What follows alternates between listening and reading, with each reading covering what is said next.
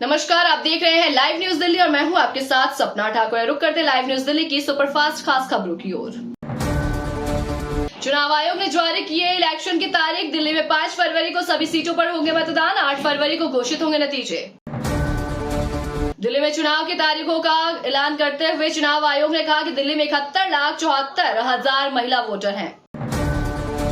CEC ने EVM पर सफाई पेश करते हुए कहा, पारदर्शिता हमारा मुख्य स्तंभ है।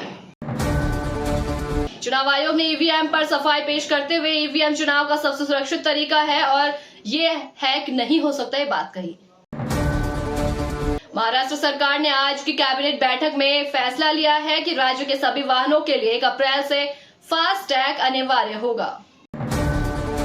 सुप्रीम कोर्ट ने 2013 बलात्कार मामले में गिरफ्तार बाबा आसाराम को मेडिकल ग्राउंड पर 31 मार्च तक जमानत दे दी है। गृह मंत्री अमित शाह ने भारत पोल पोर्टल को किया लॉन्च। इस मौके पर उन्होंने कहा, भारत पोल पोर्टल के लॉन्च के बाद देश की तमाम पुलिस और एजेंसियां त्वरित कार्रवाई कर पाएंगे। देश की इन्वेस्टिगेशन को एक नए युग में लेकर जाएगा ये पोर्टल। रक्षा मंत्री राजनाथ सिंह से मालदीव के रक्षा मंत्री करेंगे मुलाकात। द्विपक्षीय संबंधों को मजबूत करने पर बातचीत हो सकती है। दिल्ली विधानसभा चुनाव के साथ ही आज यूपी की मिल्कीपुर विधानसभा सीट के उपचुनाव का भी ऐलान। इसको लेकर चुनाव आयोग ने प्रेस कॉन्फ्रेंस कर इसकी जानकारी दी और इसके साथ ही अयोध्या में भी आचार संहिता लागू हो जाएगी।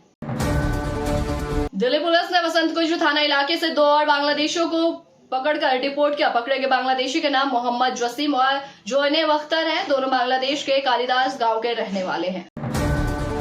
तो आइए रुक कर लेते अगली खास खबर की ओर। सुप्रीम कोर्ट ने हाल ही में बुजुर्गों को लेकर के अहम फैसला सुनाया है। यदि संतान ने बुजुर्ग माता पिता के बुढ़ापे में सेवा नहीं की तो वे बच्चों को सशर्त उपहार देने दी गई संपत्ति वापस भी ले सकते हैं।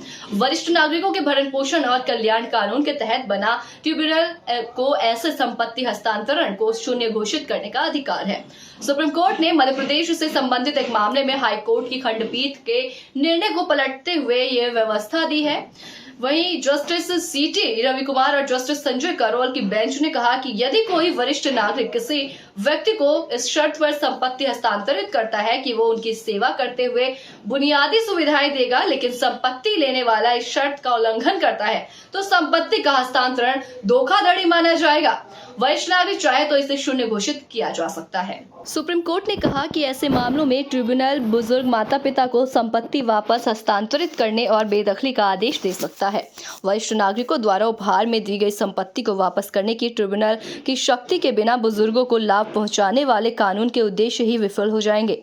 मध्य प्रदेश की उर्मिला दीक्षित ने अपने बेटे सुनील शरण दीक्षित को इस शर्त के साथ संपत्ति उपहार में दी थी कि वो उनकी सेवा करेगा। बेटे की उपेक्षा और दुर्व्यवहार के कारण मां ने ट्रिब्यूनल में गिफ्ट डीड रद्द करने का केस किया तो वो जीत गई, लेकिन हाई कोर्ट खंडपीठ ने इस आदेश को रद्द कर दिया। सुप्रीम कोर्ट ने फैसले में कहा कि वरिष्ठ नागरिकों के अधिकारों की रक्षा के लिए बने कानून की उदार व्याख्या की जानी चाहिए।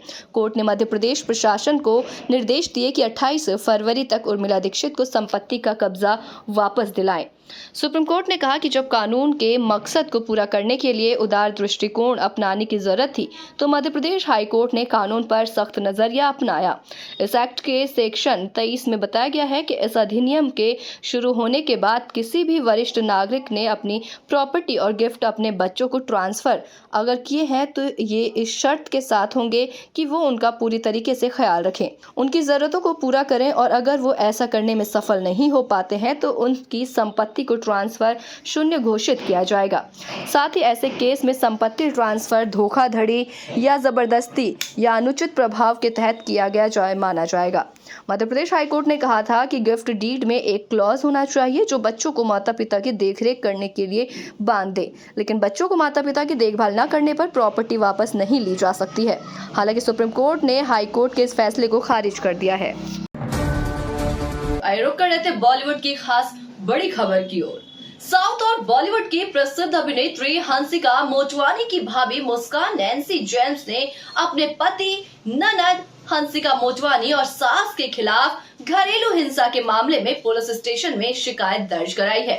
अभिनेत्री हंसिका मोटवानी की भाभी मुस्कान ने अपने पति, सास और खुद ननद हंसिका के खिलाफ भारतीय न्याय संहिता की धारा 498A 332, 504, 506 और 34 के तहत 18 दिसंबर को अबोली पुलिस स्टेशन में एफआईआर दर्ज कराई थी। जानिए क्या है पूरा मामला।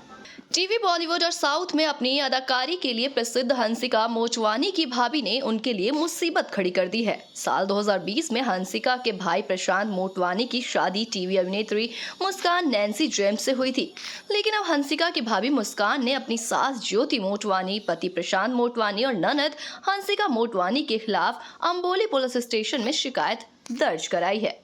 मीडिया रिपोर्ट्स के अनुसार मुस्कान ने 18 दिसंबर को अम्बोली पुलिस स्टेशन में भारतीय न्याय संहिता की धारा 498A, 323, 504, 506 और 34 के तहत एफआईआर दर्ज कराई थी।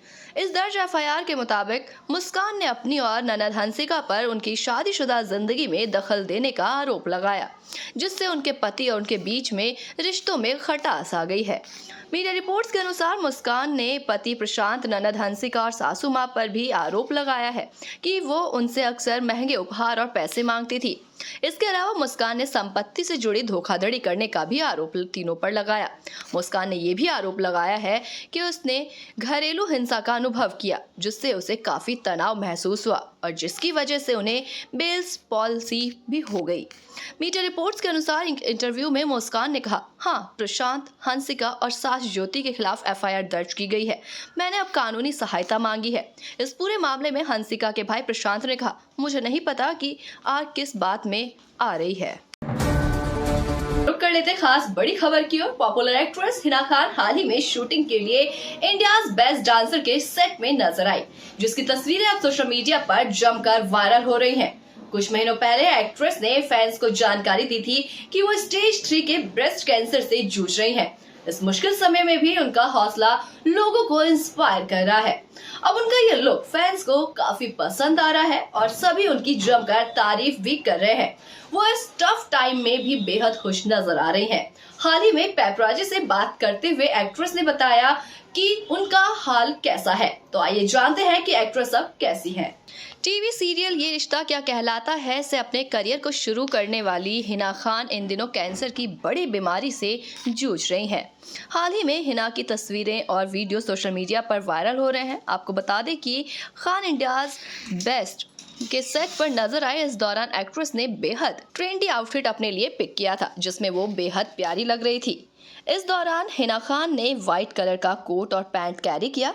इस आउटफिट का पैटर्न बहुत ही कूल एंड कंफर्ट वाली वाइब्स से ओवरलोडेड था।